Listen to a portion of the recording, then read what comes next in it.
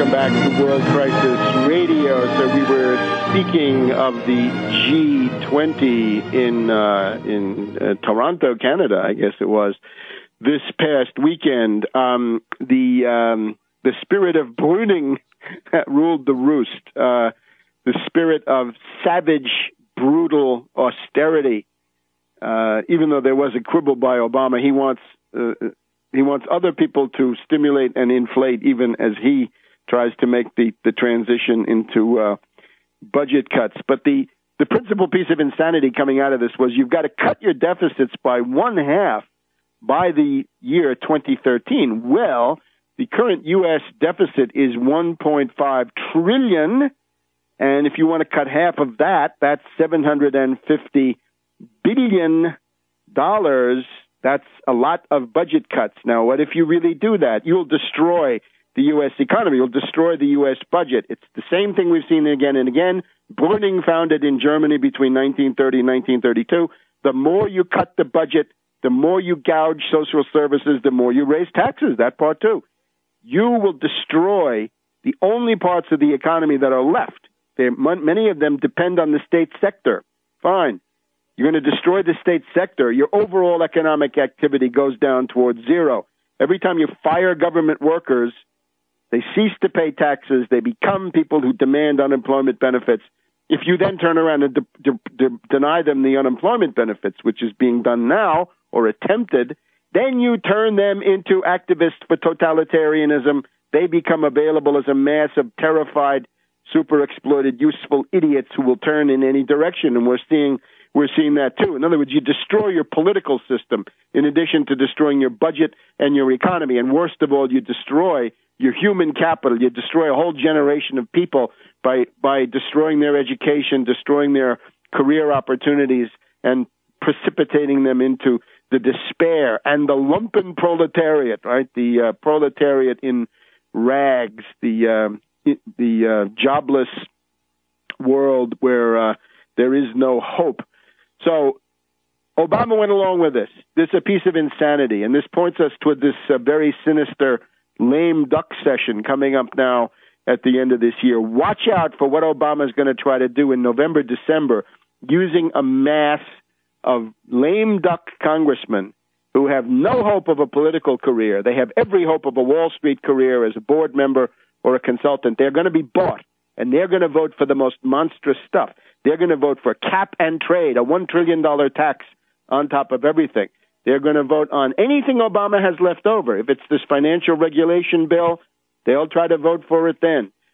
Similarly, in the Senate, you'll find you've already got a number of desperados there who have been booted out, and they're going to be around in November, December. Their terms haven't ended. They can still vote. They can still do tremendous damage in the sense of reactionary politics. Now, the bill that's been in front of the Congress, which we need to point to, is this question of extending unemployment benefits. It's now July 2nd. There are now 1.3 million American wage earners who have been out of work for more than a year, more than 52 weeks. They have run out of unemployment benefits, and the question was, what should happen to them? Should they be destitute? Naturally, the reactionary Republicans, the tools of Wall Street, the gluttons of privilege, the princes of speculation demand, yes, those people have to become a mass of desperate, destitute people available for strike breaking, of course. Look at somebody like Peter Schiff, currently running for Senate in Connecticut. He is on record saying the Depression is an opportunity. Opportunity to do what? To destroy the social safety net and to drive down wages. Well, this is un-American. The American tradition, if you're a conservative or a traditionalist, which these Austrians are not, you will know that the American tradition is a high-wage economy. High-wage economy means high-value labor, high-value added, big real profits. Yes, an absolute profit in the real world is created in particular by well-trained, highly skilled, well-fed, well-housed labor, which can produce tremendous increases in value added to economic production. The mentality of the Austrians, the wage gougers and the chiselers of the social safety net is, no, we want a low-wage economy. We've got to compete with China basically on the same level. You don't do that. You can't do that. You've got to find new technologies that put you several steps ahead. Your rate of technological innovation is the key to your profitability, and that depends on the ability of your trained workforce to assimilate that new science and that new technology. And that's, of course, this is far out of the Austrian purview, right? The Austrians never talk about industrial production or technology or technological innovations. They don't talk about capital goods. They just talk about money, money, money, money, money. Money is metaphysically real. Well, it's not.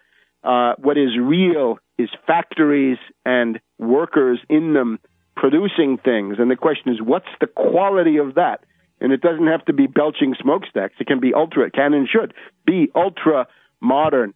So therefore, we need to maintain mental capital. And all of these things grow out of an analysis which is based on production and innovation and technological and scientific progress. You've got to maintain the ability of your workforce to stay trained and to stay viable and functional. We need the extension of jobless benefits to 99 weeks and beyond if there are people out there. We don't want destitute, desperate people. Therefore, the reactionary Republicans have got to be defeated on this. And whether they come from the Tea groups, the Tea Party, is immaterial. Related to this, the 300,000 teacher jobs that are threatened, same argument. Mental capital, your greatest asset. What else do you have? 300,000 teacher jobs must be maintained, and there's got to be money for that. Another part of the same argument, the health and well-being of people. With Obama's plan for $500 billion of Medicare cuts, we're seeing the first wave of that. There's a 21% cut in Medicare payments to doctors and hospitals. This is outrageous. It's monstrous. There's a regime that gives $24 trillion as a line of credit to Wall Street, and they want to chisel your Medicare by 21%, followed by more cuts. That's got to be rolled back. Obama's got to be defeated on that. And what you see is the emerging united front between reactionary Republicans, extreme right-wing radicals on the one hand, and Obama and his Wall Street Democratic shills on the other. These people are converging more and more on the austerity agenda. You saw it this week with Boehner, whatever this guy's name is, the House Republican leader, the Congressman Boehner, says we've got to start to take measures to raise the retirement age and means test the Social Security benefits. In other words, these are the opening gambits. These don't sound like they're that bad in themselves, although they are, but they're mainly the leading wedge of a campaign to destroy Social Security. And, of course, we've got the reactionary imbecile Sharon Angle out there in Nevada, even though she's been given a political facelift to hide her extreme reactionary right-wing radical extremist positions. She wants to destroy Social Security, it's clear. She wants to destroy Medicare. She wants to take away your unemployment benefits. This is very interesting.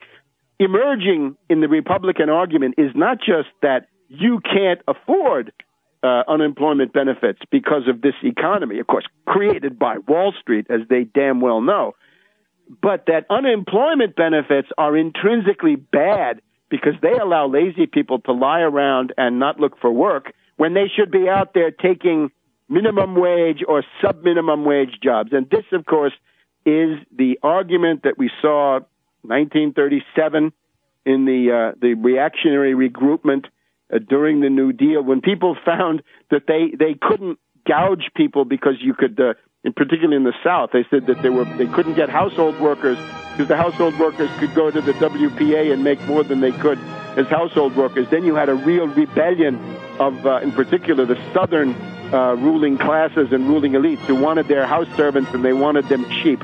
Well, sorry, the American way is a high-wage economy. Back in a minute.